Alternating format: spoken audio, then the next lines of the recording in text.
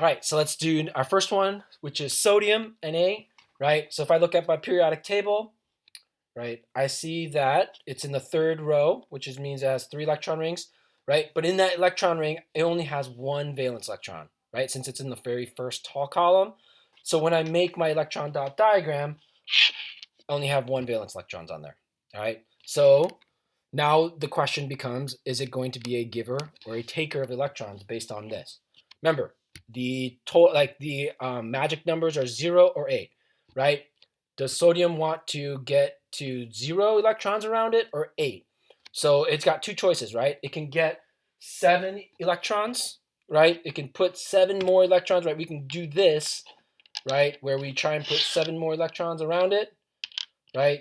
To get to 8, or, right, what I think is the easier is to just get rid of that 1 electron, right, to get to 0.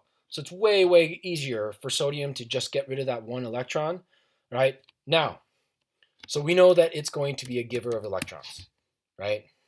So it's going to give its electron away, right? Now, as for making the happy atom, right, when we do this, when we go from this to this, right, now we have an issue. We have now we have a difference in protons and electrons, right? We've always talked about this as the number of protons and electrons have always been the same.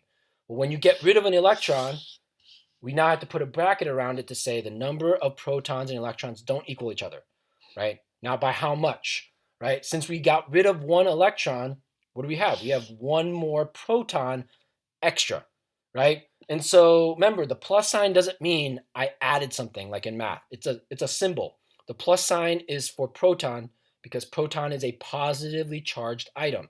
So basically what you're saying is I have 1 more, sodium has 1 more proton than it was before, right? Than electrons. So I have to finish off by doing this, right? This is my happy atom. My sodium atom wants to have 0 electrons around its third ring, and it's got a 1 plus because it has now 1 more proton than electron.